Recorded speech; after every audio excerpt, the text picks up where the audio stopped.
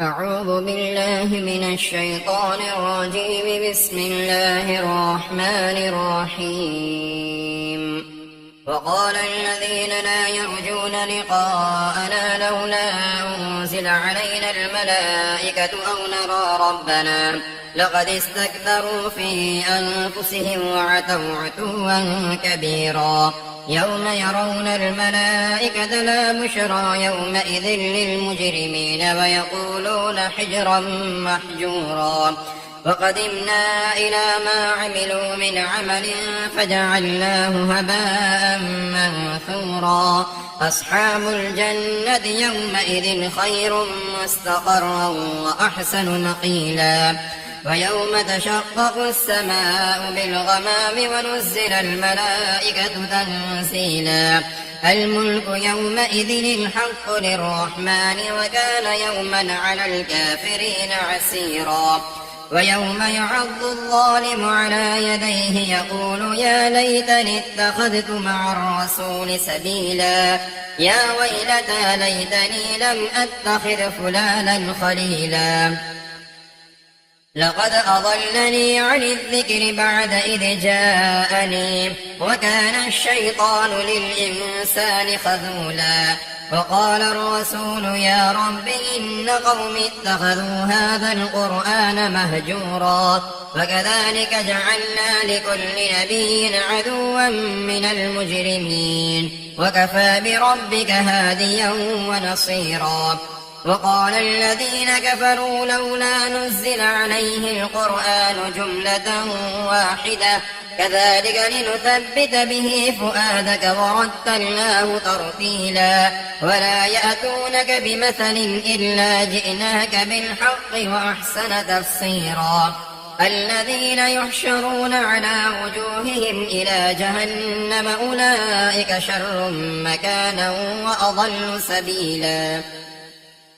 ولقد آتينا موسى الكتاب وجعلنا معه أخاه هارون وزيرا. فقلنا اذهبا إلى القوم الذين كذبوا بآياتنا فدمرناهم تدميرا. وقوم نوح لما كذب الرسل أغرقناهم وجعلناهم للناس آية وأعتدنا للظالمين عذابا أليما. وعادا وثمود وأصحاب الرأس وقرونا بين ذلك كثيرا. وكلا ضربنا له الأمثال وكلا تبرنا تتبيرا. ولقد أتوا على القرية التي أمطرت مطر السوء أفلم يكونوا يرونها بل كانوا لا يرجون نشورا. وإذا رأوك إن يتخذونك إلا هزوا أهذا الذي بعث الله رسولا. إن كاد ليضلنا عن آلهتنا لولا أن صبرنا عليها وسوف يعلمون حين يرون العذاب من أضل سبيلا. أرأيت من اتخذ إلهه هواه أفأنت تكون عليه وكيلا. أم تحسب أن أكثرهم يسمعون أو يعقلون إن هم إلا كالأنعام بل هم أضل سبيلا. ألم تر إلى ربك كيف مد الظل ولو شاء لجعله ساكنا ثم جعلنا الشمس عليه دليلا. ثم قبضناه إلينا قبضا يسيرا. وهو الذي جعل لكم الليل لباسا والنوم سباتا وجعل النهار نشورا. وهو الذي أرسل الرياح بشرا بين يدي رحمته وأنزلنا من السماء ماء طهورا لنحيي به بلدة ميتا ونسقيه مما خلقنا أنعاما وأناسيا كثيرا. ولقد صرفناه بينهم ليذكروا فأبى أكثر الناس إلا كفورا. ولو شئنا لبعثنا في كل قرية نذيرا. فلا تطع الكافرين وجاهدهم به جهادا كبيرا. وهو الذي مرج البحرين هذا عذب فرات وهذا ملح أجاج وجعل بينهما برزخا وحجرا محجورا وهو الذي خلق من الماء بشرا فجعله نسبا وصهرا وكان ربك قديرا ويعبدون من دون الله ما لا ينفعهم ولا يضرهم وكان الكافر على ربه ظهيرا وما أرسلناك إلا مبشرا ونذيرا قل ما أسألكم عليه من أجر إلا من شاء أن يتخذ إلى ربه سبيلا وتوكل على الحي الذي لا يموت وسبح بحمده وكفى به بذنوب عباده خبيرا الذي خلق السماوات والأرض وما بينهما في 6 أيام ثم استوى على العرش الرحمن فاسأل به خبيرا وإذا قيل لهم اسجدوا للرحمن قالوا وما الرحمن أنسجد لما تأمرنا وزادهم نفورا تبارك الذي جعل في السماء بروجا وجعل فيها سراجا وقمرا منيرا وهو الذي جعل الليل والنهار خلفة لمن أراد أن يذكر أو أراد شكورا وعباد الرحمن الذين يمشون على الأرض هونا وإذا خاطبهم الجاهلون قالوا سلاما والذين يبيتون لربهم سجدا وقياما والذين يقولون ربنا اصرف عنا عذاب جهنم إن عذابها كان غراما إنها ساءت مستقرا ومقاما والذين إذا أنفقوا لم يسرفوا ولم يقتروا وكان بين ذلك قواما والذين لا يدعون مع الله إلها آخر ولا يقتلون النفس التي حرم الله إلا بالحق ولا يزنون ومن يفعل ذلك يلقى أثاما يضاعف له العذاب يوم القيامة ويخلد فيه مهانا إلا من تاب وآمن وعمل عملا صالحا فأولئك يبدل الله سيئاتهم حسنات وكان الله غفورا رحيما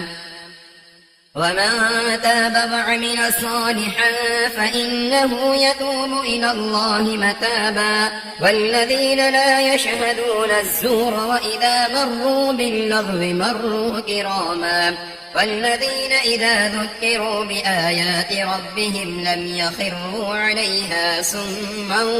وعميانا والذين يقولون ربنا هب لنا من أزواجنا وذرياتنا قرة أعين وجعلنا للمتقين إماما أولئك يجزون الغرفة بما صبروا ويلقون فيها تحية وسلاما خالدين فيها حسنت مستقرا ومقاما قل ما يعبأ بكم ربي لولا دعاؤكم فقد كذبتم فسوف يكون لزاما بسم الله الرحمن الرحيم طاسيم تلك آيات الكتاب المبين لعلك باخع نفسك ألا يكونوا مؤمنين إن نشأ ننزل عليهم من السماء آية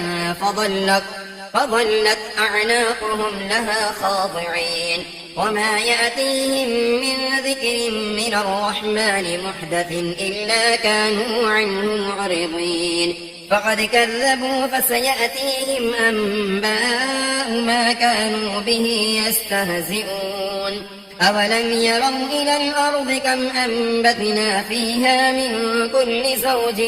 كريم إن في ذلك لآية وما كان أكثرهم مؤمنين وإن ربك لهو العزيز الرحيم وإذ نادى ربك موسى أن ائت القوم الظالمين قوم فرعون ألا يتقون قال رب إني أخاف أن يكذبون ويضيق صدري ولا ينطلق لساني فأرسل إلى هارون ولهم علي ذنب فأخاف أن يقتلون قال كلا فاذهبا بآياتنا إنا معكم مستمعون فأتيا فرعون فقولا إنا رسول رب العالمين أن أرسل معنا بني إسرائيل قال ألم نربك فينا وليدا ولبثت فينا من عمرك سنين وفعلت فعلتك التي فعلت وأنت من الكافرين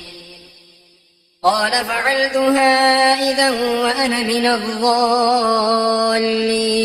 ففررت منكم لما خفتكم فوهب لي ربي حكما وجعلني من المرسلين وتلك نعمة تمنها علي أن عبدت بني إسرائيل قال فرعون وما رب العالمين قال رب السماوات والأرض وما بينهما إن كنتم موقنين قال لمن حوله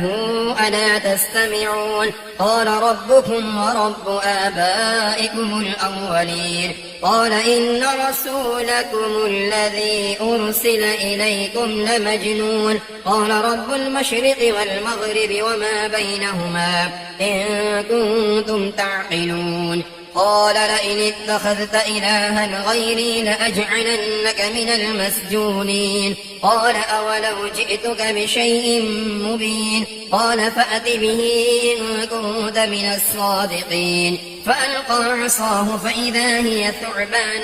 مبين ونزع يده فإذا هي بيضاء للناظرين قال للملأ حوله إن هذا لساحر عليم يريد أن يخرجكم من أرضكم بسحره فماذا تأمرون قالوا أرجه وأخاه وابعث في المدائن حاشرين يأتوك بكل سحار عليم فجمع السحرة لميقات يوم معلوم وقيل للناس هل أنتم مجتمعون لعلنا نتبع السحرة إن كانوا هم الغالبين فلما جاء السحرة قالوا لفرعون أئن لنا لأجرا إن كنا نحن الغالبين قال نعم وإنكم إذا لمن المقربين قال لهم موسى ألقوا ما أنتم ملقون فألقوا حبالهم وعصيهم وقالوا بعزة فرعون إنا لنحن الغالبون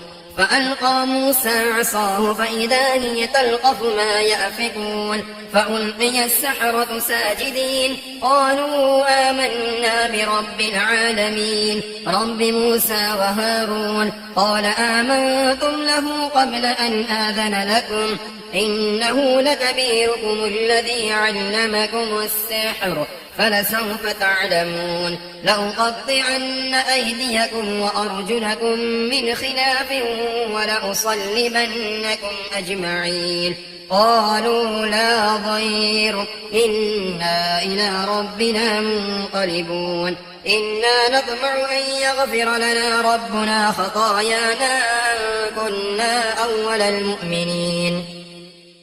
وأوحينا إلى موسى أن أسر بعبادي إنكم متبعون فأرسل فرعون في المدائن حاشرين إن هؤلاء لشرذمة قليلون وإنهم لنا لغائظون وإنا لجميع حاضرون فأخرجناهم من جنات وعيون وكنوز ومقام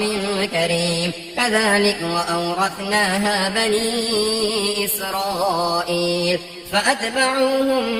مشركين فلما تراءى الجمعان قال أصحاب موسى إنا لمدركون قال كلا إن معي ربي سيهدين فأوحينا إلى موسى أن اضرب بعصاك البحر فانفلق فكان كل فرق كالطود العظيم وأزلفنا ثم الآخرين وأنجينا موسى ومن معه أجمعين ثم أغرقنا الآخرين إن في ذلك لآية وما كان أكثرهم مؤمنين وإن ربك لهو العزيز الرحيم واتل عليهم نبأ إبراهيم إذ قال لأبيه وقومه ما تعبدون قالوا نعبد أصناما فنظل لها عاكفين قال هل يسمعونكم إذ تدعون أو ينفعونكم أو يضرون قالوا بل وجدنا آباءنا كذلك يفعلون قال أفرأيتم ما كنتم تعبدون أنتم وآباؤكم الأقدمون فإنهم عدو لي إلا رب العالمين الذي خلقني فهو يهدين والذي هو يطعمني ويسقين وإذا مرضت فهو يشفين والذي يميتني ثم يحيين والذي أطمع أن يغفر لي خطيئتي يوم الدين رب هب لي حكما وألحقني بالصالحين واجعل لي لسان صدق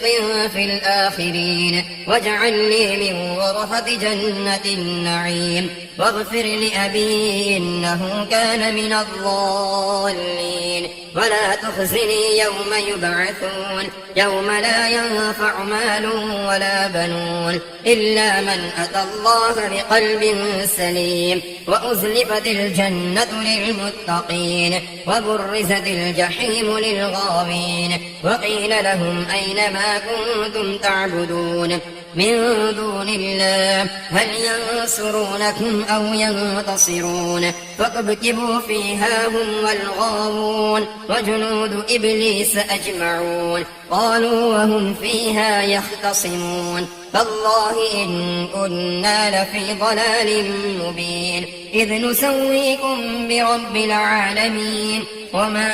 أضلنا إلا المجرمون فما لنا من شافعين ولا صديق حميم فلو أن لنا كرة فنكون من المؤمنين إن في ذلك لآية وما كان أكثرهم مؤمنين وإن ربك لهو العزيز الرحيم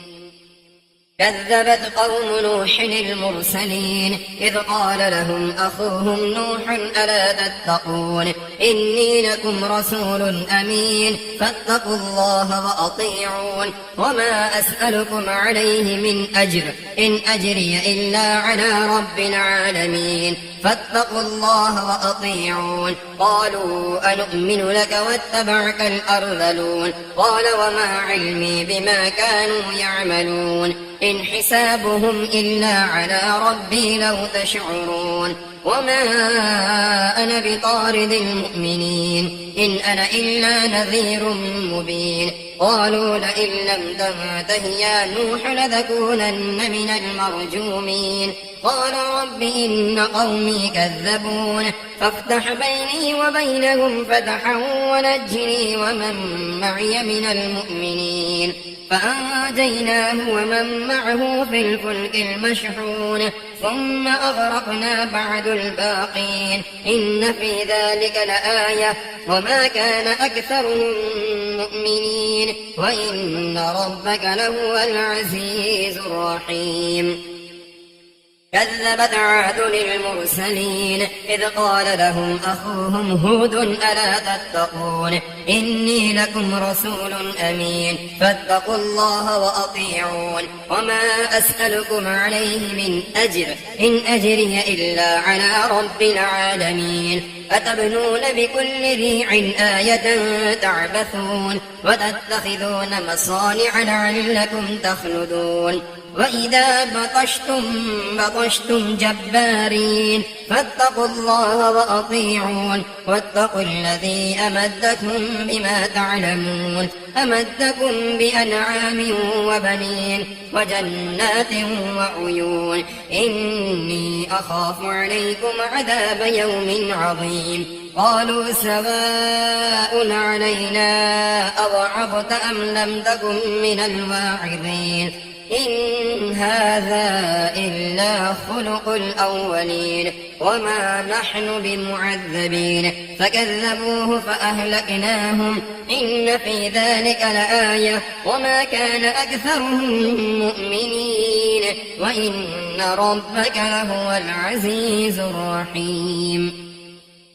كذبت ثمود المرسلين إذ قال لهم أخوهم صالح ألا تتقون إني لكم رسول أمين فاتقوا الله وأطيعون وما أسألكم عليه من أجر إن أجري إلا على رب العالمين أتتركون فيما هاهنا آمنين في جنات وعيون وزروع ونخل طلعها هضيم وتنحتون من الجبال بيوتا فارهين فاتقوا الله وأطيعون ولا تطيعوا أمر المسرفين الذين يفسدون في الأرض ولا يصلحون قالوا إنما أنت من المسحرين ما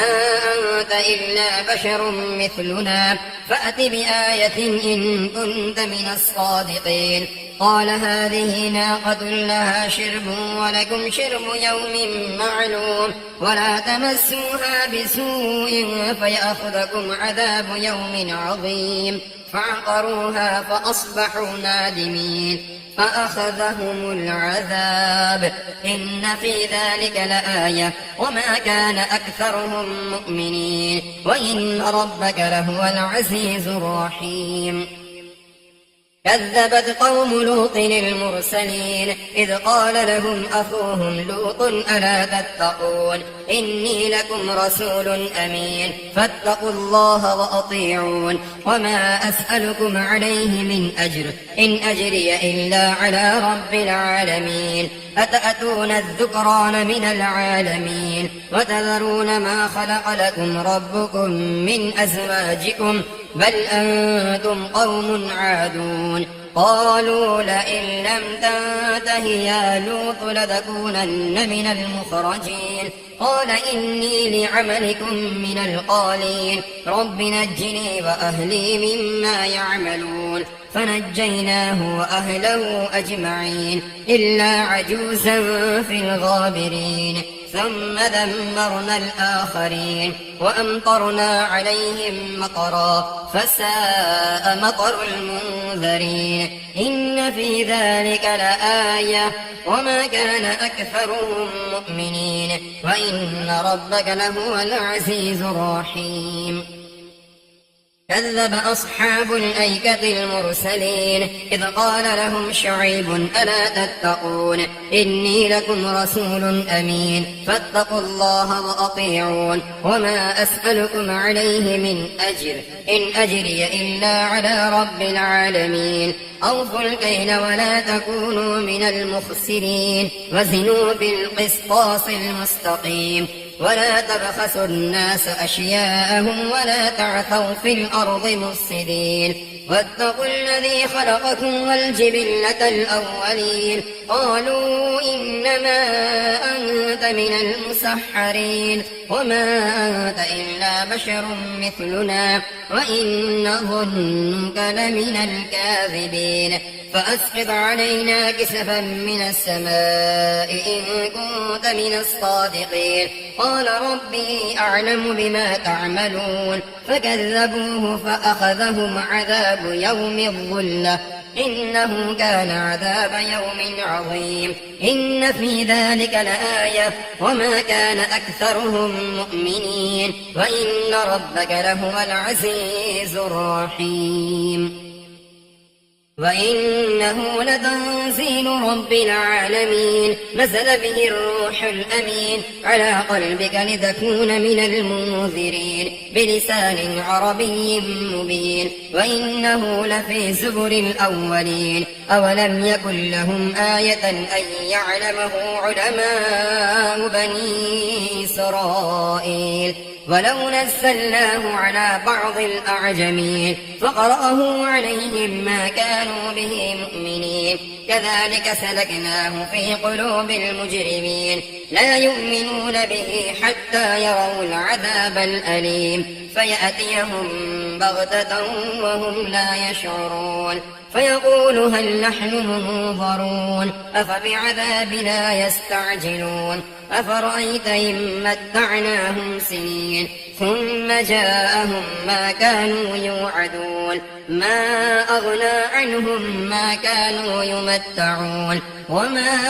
أهلكنا من قرية إلا لها منذرون ذكرى وما كنا ظالمين وما تنزلت به الشياطين وما ينبغي لهم وما يستطيعون إنهم عن السمع لمعزولون فلا تدع مع الله إلها آخر فتكون من المعذبين وأنذر عشيرتك الأقربين واخفض جناحك لمن اتبعك من المؤمنين فإن عصوك فقل إني بريء مما تعملون وتوكل على العزيز الرحيم الذي يراك حين تقوم وتقلبك في الساجدين إنه هو السميع العليم هل أنبئكم على من تنزل الشياطين تنزل على كل أفاك أثيم يلقون السمع وأكثرهم كاذبون والشعراء يتبعهم الغاوون ألم تر أنهم في كل باد يهيمون وأنهم يقولون ما لا يفعلون إلا الذين آمنوا وعملوا الصالحات وذكروا الله كثيرا وانتصروا من بعد ما ظلموا وسيعلم الذين ظلموا أي منقلب ينقلبون بسم الله الرحمن الرحيم طاسين تلك آيات القرآن وكتاب مبين هدى وبشرى للمؤمنين الذين يقيمون الصلاة ويؤتون الزكاة وهم بالآخرة هم يوقنون إن الذين لا يؤمنون بالآخرة زينا لهم أعمالهم فهم يعمهون أولئك الذين لهم سوء العذاب وهم في الآخرة هم الأخسرون وإنك لتلقى القرآن من لدن حكيم عليم إذ قال موسى لأهله إني آنست نارا سآتيكم منها بخبر أو آتيكم بشهاب قبس لعلكم تسقلون فلما جاءها نودي أن بورك من في النار ومن حولها وسبحان الله رب العالمين يا موسى إنه أنا الله العزيز الحكيم وألق عصاك فلما رآها تهتز كأنها جان ولا مدبرا ولم يعقب يا موسى لا تخف إني لا يخاف لدي المرسلون إلا من ظلم ثم بدل حسنا بعد سوء فإني غفور رحيم وأدخل يدك في جيبك تخرج بيضاء من غير سوء في 9 آيات إلى فرعون وقومه إنهم كانوا قوما فاسقين فلما جاءتهم آياتنا مبصرة قالوا هذا سحر مبين وجحدوا بها واستيقنتها أنفسهم ظلما وعلوا فانظر كيف كان عاقبة المفسدين ولقد آتينا داود وسليمان علما وقال الحمد لله الذي فضلنا على كثير من عباده المؤمنين.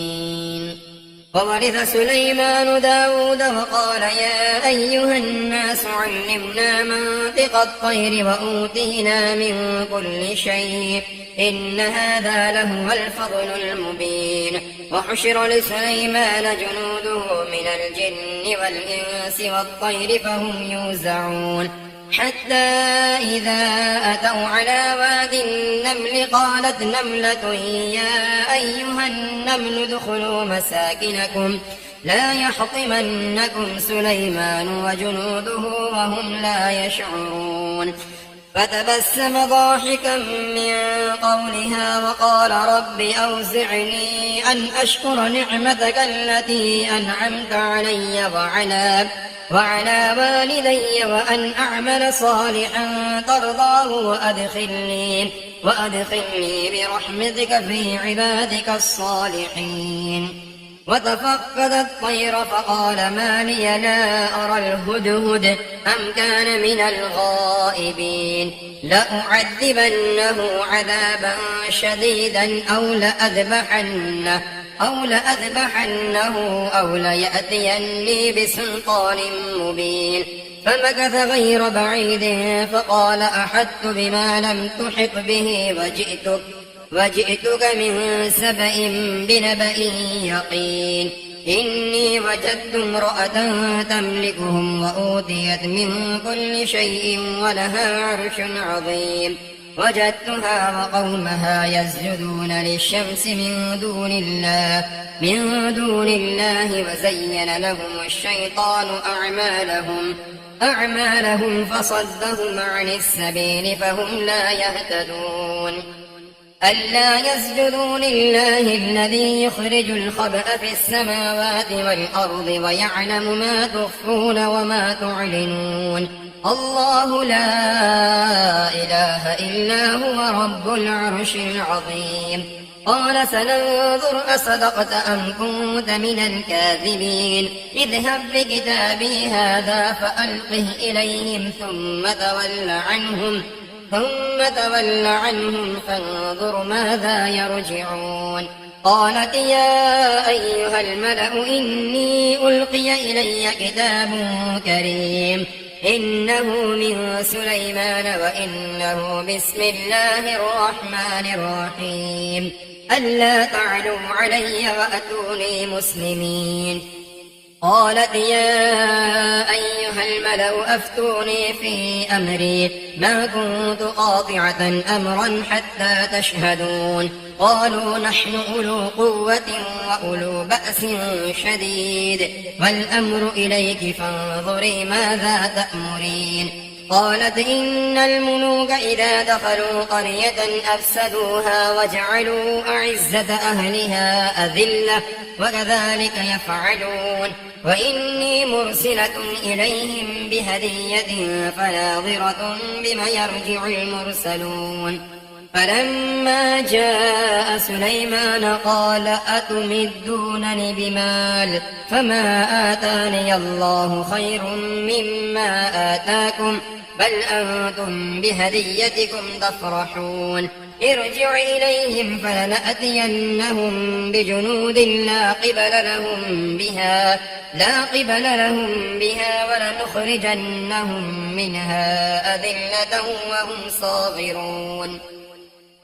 قال يا أيها الملأ أيكم يأتيني بعرشها قبل أن يأتوني مسلمين. قال عفريت من الجن أنا آتيك به قبل أن تقوم من مقامك وإني عليه لقوي أمين. قال الذي عنده علم من الكتاب أنا آتيك به قبل أن يرتد إليك طرفك فلما رآه مستقرا عنده قال هذا من فضل ربي ليبلوني أأشكر أم أكفر ومن شكر فإنما يشكر لنفسه ومن كفر فإن ربي غني كريم قال نكروا لها عرشها ننظر أتهتدي أم تكون من الذين لا يهتدون فلما جاءت قيل أهكذا عرشك قالت كأنه هو وأوتينا العلم من قبلها وكنا مسلمين وصدها ما كانت تعبد من دون الله إنها كانت من قوم كافرين قيل لها ادخل الصرح فلما رأته حسبته لجة وكشفت عن ساقيها قال إنه صرح ممرد من قوارير قالت رب إني ظلمت نفسي وأسلمت مع سليمان لله رب العالمين ولقد أرسلنا إلى ثمود أخاهم صالحا أن اعبدوا الله فإذا هم فريقان يختصمون قال يا قوم لم تستعجلون بالسيئة قبل الحسنة لولا تستغفرون الله لعلكم ترحمون قالوا اطيرنا بك وبمن معك قال طائركم عند الله بل أنتم قوم تفتنون وكان في المدينة 9 رهط يفسدون في الأرض ولا يصلحون قالوا تقاسموا بالله لنبيتنه وأهله ثم لنقولن لوليه ما شهدنا مهلك أهله وإنا لصادقون ومكروا مكرا ومكرنا مكرا وهم لا يشعرون فانظر كيف كان عاقبة مكرهم أنا دمرناهم وقومهم أجمعين فتلك بيوتهم خاوية بما ظلموا إن في ذلك لآية لقوم